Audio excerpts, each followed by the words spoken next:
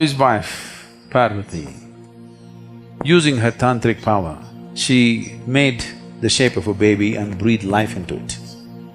And Shiva lands up from somewhere. With a flick of his sword, he took off the boy's head. He has to bring this boy back to life. So he looked around, the boneless limbs they had, and they spoke in a language which nobody could decipher. Because he got a head which was not human, he was supremely brilliant.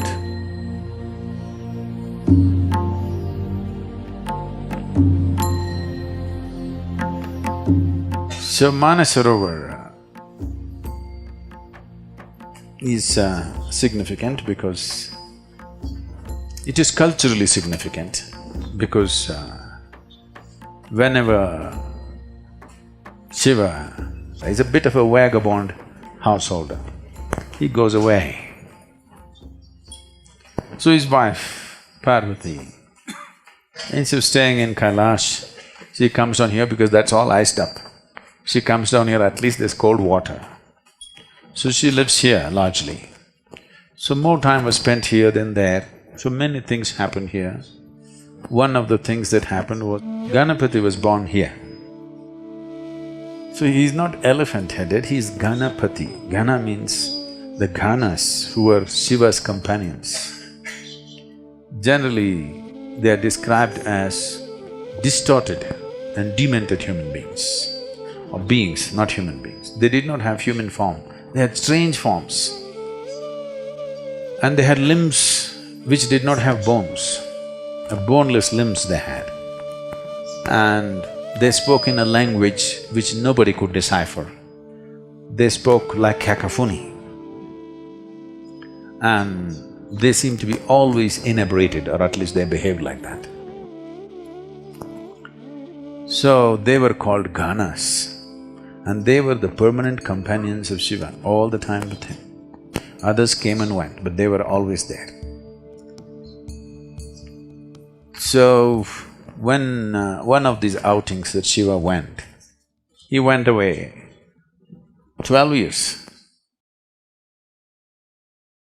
There are many cultural and scientific reasons we gave for as to why he went away for 12 years, because largely whenever he went away for 12 years.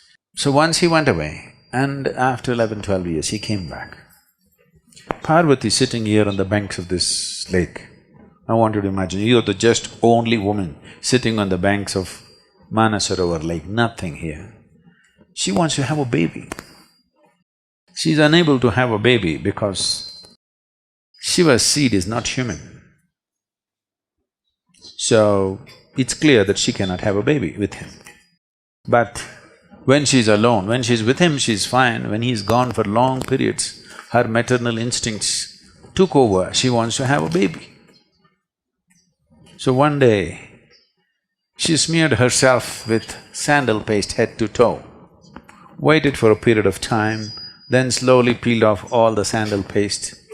When you do this, a certain amount of your skin or your cells will come away.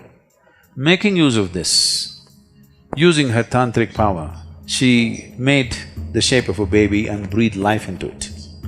A nice little boy came, and she was very happy in the company of this boy, and he grew up, just the two of them, nobody. And Shiva lands up from somewhere, nobody knows where he goes.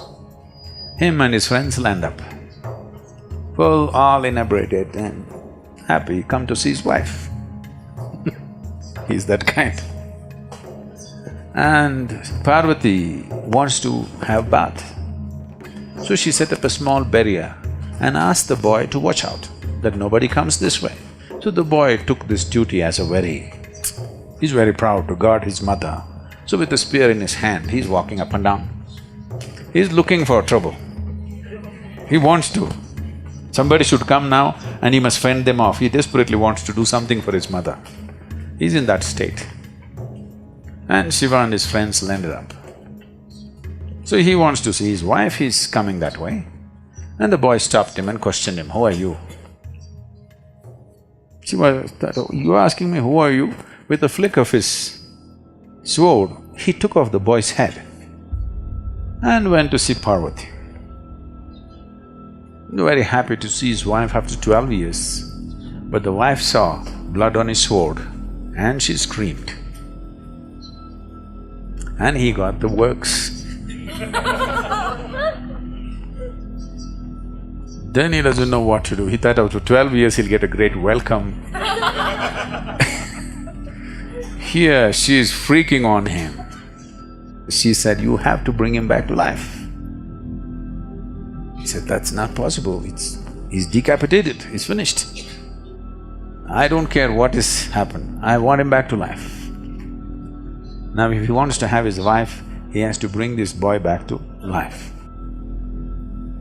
So he looked around, the Ganas, they were all there, kiki, kiki, kiki, kiki, kiki, like this. So he looked around and the leader of the Ganas, he asked him, "What?" He said, "Okay." So he lopped off his head and put it on the boy's head. First head transplant.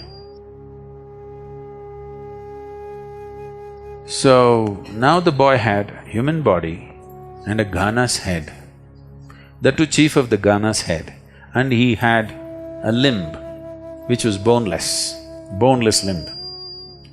So he became a Ganapati, the chief of the Ganas. Somewhere down the line, artists from Sivakasi in Tamil Nadu, because they had never seen a Gana but the place was full of elephants, a boneless limb means they could not imagine beyond an elephant. So they slowly made that into an elephant. Whatever they do even today, everybody calls it only Ganapati. Nobody calls him Gajapati, okay? Some people have started writing songs these days calling him Gajapati, but it doesn't stick. Ganesh, Ganapati is what sticks because he is Ganesh, he is Ganapati. He is the king or the leader or the chief of Ganas. Because he got a head which was not human, he was supremely brilliant.